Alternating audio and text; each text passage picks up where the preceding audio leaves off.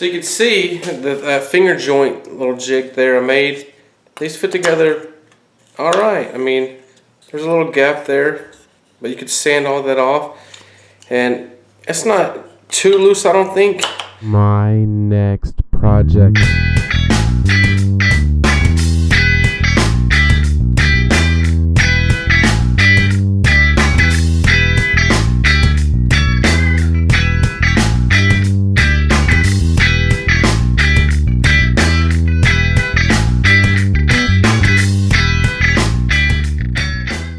Phone here and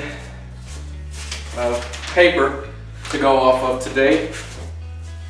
So first I sent out a tweet, and I always forget to mention Twitter. If you go in the about section, or maybe even in the description, you can find my Twitter account and you can follow me there, and you'll be able to see, like today I sent out a tweet asking for questions for the show, and I should have done it earlier because I don't have a lot of followers, so I only got one response back, so I'll make sure I address that one. So, but first we'll start off with the comments on YouTube. The first two comments are about the battery-powered biscuit joiner. And I have a video of me using this coming up. You guys will see it probably, the next video after this one will probably be me using that. So I'll go ahead and read both of these. This is from Mike, and I'm not going to try to say the last name because I don't want to butcher these, but he says, pretty cool to see the battery-powered version. I have the corded one and it works great.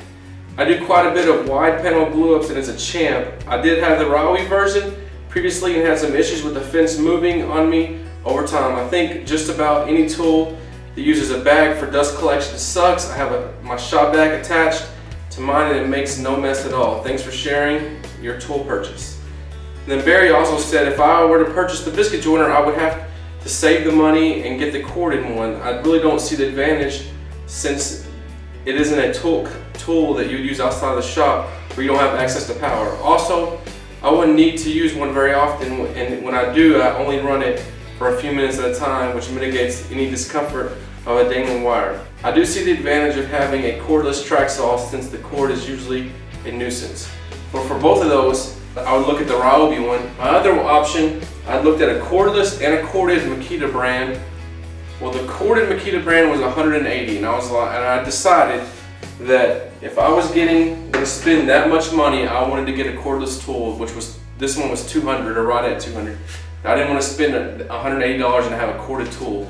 For me, holding and handling the Ryobi, I could tell there's a few things that I wasn't sure if I would like about it, so I decided to go ahead and order this one, having never touched it, knowing that I could take it back to Home Depot if I wanted to. So I ordered it, and I like it a lot. I am for sure going to get a hookup for this to go with my vacuum because this thing sucks how much dust it spreads. The bag, it filled up the first time really quick, hasn't filled up since then. It catches a little bit, but not enough for it to accomplish much of anything. A couple other comments. This is from Jim. Again, sorry for the names. Always enjoy good shop projects. Sometimes it seems all I do is our projects to get organized and then clean up afterwards. And that is totally true. I've been working on this cabinet, you've seen videos for months now, and I haven't finished it yet, and I'm still doing little projects on it. This is from John. He said, great tutorial, mate. I'll be starting mine in a few weeks. How many boxes of LEDs did you use for this box size? And he's talking about the poster box. I used 2 boxes of it. I think I know I replied to him and told him that. I don't know if you need that many LEDs for that poster box, but for myself, I wanted to make sure it was plenty bright. And they're not that expensive, so I figured 2 boxes would be way more than enough.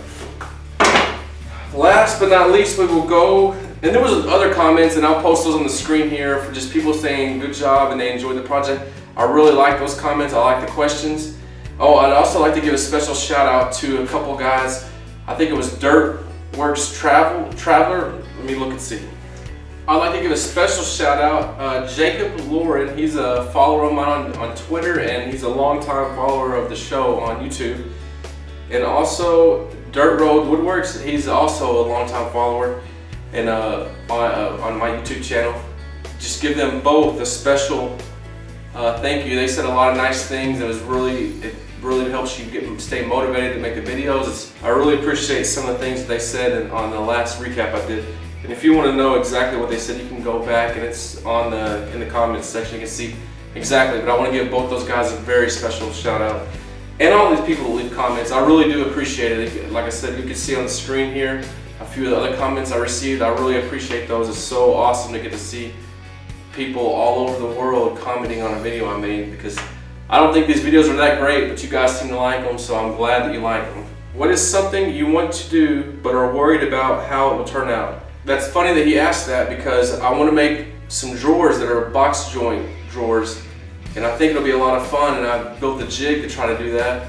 And I'm hoping to do that in a video here in the next month or so. And also, another thing I've been putting off is drawers for this bottom section. Worried about how the drawers are going to turn out when I make them because of this. So it's something I've been putting off for a long time, but those are two things that I've been really kind of worried how it's going to turn out. I'm not really stressing about building them, but I'm worried that they're not going to turn out very good, or that it's not going to make a good video, or it's not going to be relatable to you guys. But that's two things that would answer that. So again, if you want to follow me on Twitter, I'm trying to get to where I use Twitter more and communicate with you guys more through that. So follow me there. Thank you guys for checking out another one of these recaps. This one feels like it was a little bit longer. I'm not real sure how long we're at right now.